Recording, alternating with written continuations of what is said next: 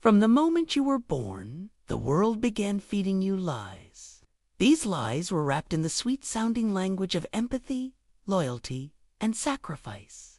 Society conditioned you to believe that being kind, open, and available would make you loved, respected, and accepted. You were taught that being there for others, sacrificing your time, and always showing up was the mark of a good person. But what if I told you that this is the first step in giving away your power? Availability is vulnerability. In this world, those who make themselves overly available are often not respected. Instead, they are taken for granted and used. The truth is, you waste your time checking in, explaining yourself, and showing up for people who wouldn't even notice if you disappeared. This is the first crack in your power. The real question is, why do we allow this? Why do we believe that being constantly available to others will make us important in their lives? The answer lies in the illusion of loyalty. People don't need to chain you to control you. They just need to make you feel needed. They don't need to keep you physically locked down. They only need to convince you that they care. And that's the most effective trap of all. People who claim, "I'm always here for you," will vanish the moment your priorities shift. Watch how quickly their loyalty fades when you stop serving their needs. What they call friendship often disguises dependency. You may feel compelled to keep these people around because they once made you feel seen. But that feeling comes with an invisible leash around your neck. You hesitate to grow because you're afraid of offending them. You're afraid of making them uncomfortable or jealous. So, you shrink yourself. You silence your ambitions, all to protect their comfort. That's not loyalty. It's slavery. This psychological trap is one that Machiavelli warned us about centuries ago. The most dangerous people in your life are not always your enemies. Sometimes they are the ones closest to you, the ones who smile at you while draining you of your energy. They demand your time, your presence, your emotional energy, and call it love. But the second you say no, they turn on you, labeling you as a traitor. That's not love, that's control. And if you don't cut these ties, you will bleed your future away. You cannot evolve while babysitting egos. You cannot rise if you are afraid of being misunderstood. And you cannot transform into anything powerful while dragging dead weight from your past. Every second you give to someone who isn't building with you, you subtract from your empire. It's time to stop explaining yourself, stop seeking approval, and start building your own future. Your silence is not cruelty, it's precision. Let them call you cold. Let them call you selfish. You call it strategy. If you're ready to break free from this emotional slavery and start building something real, it's time to sever these ties. Their loyalty was a cage, but your freedom will now be ruthless. You are not who you were 5 years ago, or even last year. You're not the same person you were this morning. So why are you still dragging the outdated version of yourself around like dead weight? The past only survives because you keep feeding it. You keep feeding it through your thoughts, your language, and your choices. You tell stories about who you are, but these stories are prisons. They are the chains you forged in childhood, in pain and in fear. You keep polishing these chains, treating them like gold. The truth is, the world isn't holding you back, you are. By constantly showing up as the person others expect, whether it's the nice guy, the helper, the overthinker, or the apologizer, you remain trapped in a cycle of rejection and disappointment. People already know your script before you even speak, and that makes you predictable. Predictable people are forgettable people. And if you want transformation, you must vanish. Reinvent yourself. Burn the script. Re-enter the world with a mask of mystery, a mind of silence, and eyes that no longer seek permission. Machiavelli didn't wait for the world to recognize his value. He created systems that forced the world to adapt to his power. He knew that reinvention wasn't vanity, was survival. Consistency makes you reliable, but it also makes you easy to map, easy to use, and easy to eliminate. Real power lives in unpredictability. It lives in evolving so violently that your enemies no longer recognize you. Your old self becomes untraceable. You don't owe the world an explanation. You owe yourself a revolution. Let the weak cry about changing too much. Let the familiar beg for the version of you that kept them comfortable. But you evolve in silence. You move in shadows. You erase your past not with excuses, but with ruthless action. When they ask what happened to the old you simply say, "He died when I realized nobody cared unless I was useful." This is your key to freedom. Usefulness becomes so powerful, so focused, and so quietly dangerous that people feel something shift when you walk into a room. That's not ego. That's engineered presence. And it only happens when you stop clinging to a self you've outgrown. Most people are slaves to their emotions. Anger controls their tongue. Fear controls their decisions. Desire controls their focus. And in doing so, they make themselves easy to manipulate. The moment someone can predict your reaction, they own you. The moment they can trigger an emotion, they can use it to build their agenda, not yours. We've been taught that feeling deeply makes us human, but what no one told us is that it also makes us weak unless we learn to control it. Emotional detachment doesn't mean you feel nothing. It means you choose which emotions serve you and which ones are discarded like a broken sword in battle. Because when you're emotionally reactive, you're not living, you're being puppeteered. Machiavelli once said, "A wise man should appear merciful, faithful, humane, sincere, and religious, but be inwardly the opposite when necessary." Why? Because the world rewards appearances, not sincerity. Emotional detachment becomes your armor. When the world screams for you to react, to break down, to expose what rattles you, you stay silent. The man who doesn't flinch when insulted terrifies those who rely on chaos. When someone tries to make you angry, it's not personal, it's strategic. They're testing your self-control. When someone ghosts you, disrespects you, or ignores you, it's not betrayal, it's information. And when you detach emotionally, you stop turning that data into suffering. You stop begging for closure. You stop seeking explanations. You stop spiraling over things you can't control. In doing so, you remove the emotional knife they used to cut you repeatedly. The insults roll off.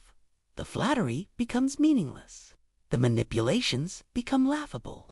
You are no longer pulled by approval or crushed by rejection. You sit at the center of your own gravity, calm, cold, and calculating. Emotional detachment allows you to say no without guilt, to walk away without leaving a door open, to burn bridges that only led to places you already outgrew. Most importantly, it gives you space. Space to think, space to rebuild, space to channel all your energy into power. As you move forward, understand that true power does not lie in being liked or admired. It lies in control over your emotions, control over your environment, and control over your time. These concepts might seem difficult or uncomfortable at first, but they are necessary for your transformation. This is just the beginning. The journey to mastering your power is long, but with focus, silence, and emotional detachment, you will move forward in a way that no one can predict. People will try to manipulate you, distract you, and pull you into their chaos, but you will stand firm, you will stand strong, and you will walk a path that only few can ever understand. This is the way forward, the way of Machiavelli, the way of power, the way of transformation. Focus solely on yourself, not because it's selfish, but because it's survival. In this part, we delve deeper into the concepts that fortify your transformation: emotional detachment, mastering your environment, time management, and the fine art of self-interest. These elements are the pillars upon which true power stands. Let's dive into how they reshape your life and redefine your power. Emotions are often seen as the defining feature of humanity, something that separates us from machines. But what if emotions are actually the source of your weakness? What if they're the very thing that keeps you from accessing your true potential? Emotional detachment is not about becoming cold or numb. It's about becoming selective with your emotions and learning to control them rather than allowing them to control you. The truth is, most people are slaves to their emotions. Anger, fear, and desire are the forces that drive their actions, and because of that, they are easily manipulated. When someone can predict how you will react, they control you.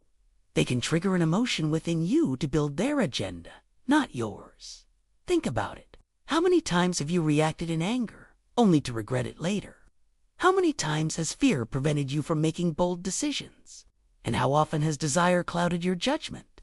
This is the key to emotional detachment. You must learn to control your reactions. You must be the one to choose which emotions serve you and which ones you discard. Emotions, when properly managed, become a powerful tool. But when they are allowed to rule you, they become your downfall. Take, for example, a public figure, perhaps a political leader or CEO who remains calm and collected, even under immense pressure. These individuals are not immune to stress, anger, or frustration, but they've mastered the art of emotional detachment. They know that reacting in the heat of the moment would only make them predictable, and therefore vulnerable. The moment you let your emotions take control, you lose the game. Machiavelli understood this deeply. He stated, "A wise man should appear merciful, faithful, humane, sincere, and religious, but be inwardly the opposite when necessary." This doesn't mean you should lie or deceive others constantly, but rather that you must remain in control of your internal state. When the world expects you to react emotionally, whether to an insult or a threat, you stay silent. Silence forces others to guess your intentions. It keeps them off balance. The man who doesn't flinch, the man who remains composed in the face of insult or provocation, becomes an enigma that others cannot manipulate. Emotional detachment is not about denying yourself feelings. It's about choosing which feelings are worth your attention. It's about becoming a strategist of your own emotions. You are no longer a victim of your feelings, but a master of them. When someone disrespects you, instead of feeling the urge to lash out, you treat it as information. They are revealing their true nature, their intentions, and you can use that information to your advantage. The more you detach emotionally, the less control others will have over you. When you stop reacting emotionally, you begin to operate from a place of strength. Your silence becomes a shield. Your composed demeanor becomes your weapon. This is emotional mastery at its finest, and it's what separates the truly powerful from the rest of the crowd. Your environment shapes who you are. It shapes your mindset, your values, and your energy. Most people think their thoughts are their own, but they are influenced constantly by external stimuli. Every sound, every voice, every conversation, every piece of information you consume, these elements shape your mental state. And if you don't control them, they will control you. Machiavelli understood this concept perfectly. He knew that a ruler's power is not just in his will, but also in what he allows to surround him. The people you associate with, the media you consume, the places you frequent, all of these factors either build your empire or destroy it.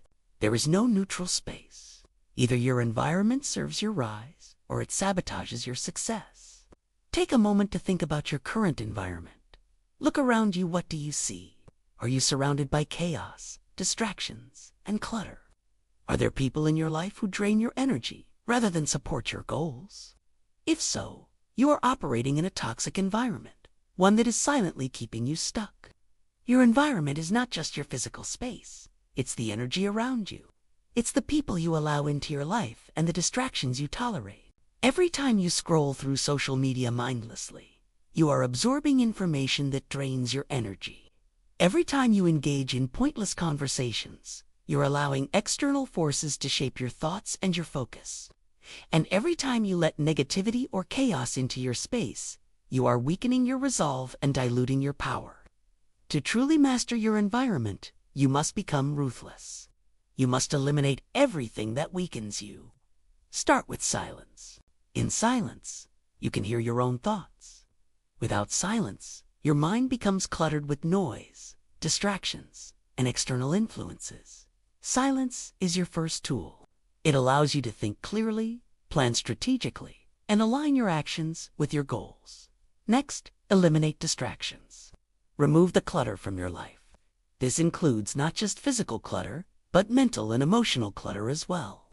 The toxic relationships, the meaningless conversations, the time-wasting habits, all of these need to go. Replace them with elements that support your goals. Surround yourself with people who are disciplined, focused, and constantly evolving. Create an environment that demands your success. This process isn't easy, and it requires a level of commitment that most people aren't willing to give. But the rewards are worth it. The more you engineer your environment to serve your rise, the more powerful you become. You are no longer a product of your surroundings. You control them. This is the essence of true power. The ability to design your world according to your vision, not to be shaped by the whims of others. Time is the one resource that can never be replenished. Every second that passes is a second you can never get back. Most people waste time without realizing how precious it is. They squander hours scrolling through social media, watching TV, or engaging in pointless conversations. They think they have all the time in the world. But time is a silent executioner. It doesn't wait for anyone. It doesn't care how old you are or how much potential you have. It only respects what you do with it. Machiavelli was acutely aware of the power of time. He knew that the difference between the powerful and the forgotten is how they use their time. The powerful don't waste time, they invest it. Every minute is an opportunity to sharpen their minds, build their empire, and get closer to their goals. The weak, on the other hand, squander time, giving it away to distractions, chaos, and emotional indulgence. To master time, you must first understand that time is not flexible.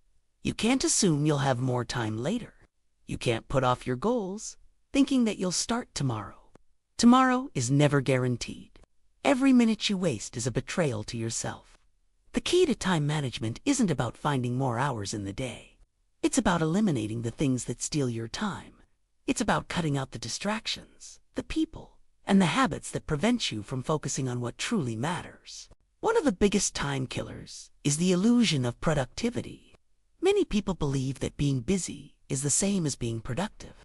They fill their days with meaningless tasks, pretending to be active, but never actually accomplishing anything. True power comes from focus, not busyness. The most successful people in the world don't waste their time on tasks that don't align with their goals.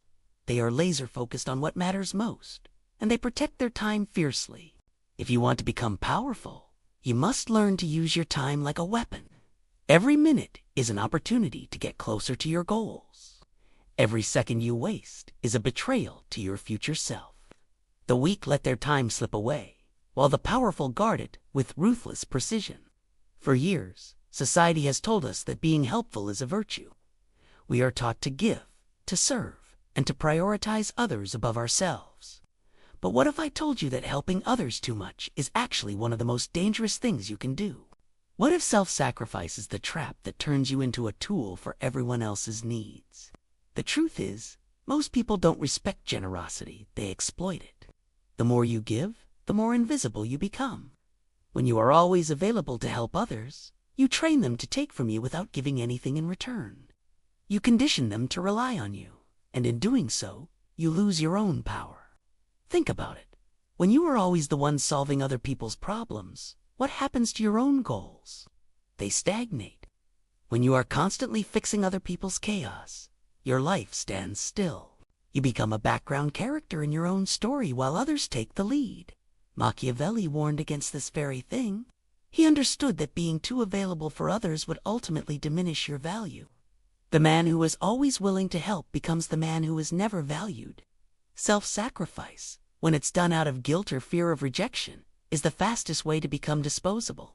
The more you help, the more they expect. And the moment you stop helping, they label you as selfish. True power is not in being always available. It's in being selective with who you help and when. You help when it aligns with your mission. You help when it serves your purpose. And most importantly, you help when it elevates you, not just the person you're helping. If you're helping out of guilt or the need to feel useful, you're not helping, you're surrendering. Helping others is not wrong, but overhelping is. When you overextend yourself, you give away your energy, your time, and your focus. And the more you give, the less value you have left for yourself. The key is to help with intention.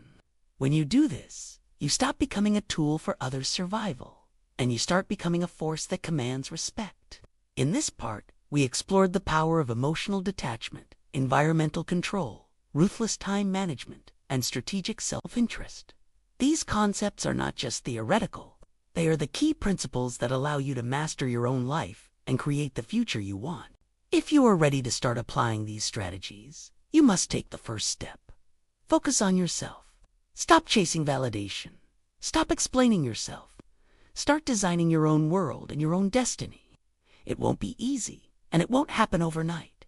But with discipline, focus, and strategic isolation, you will carve out a future that bends to your will. Now is the time to step into your power, and when you do, the the world will shift in your favor. Keep moving forward. The transformation has only just begun.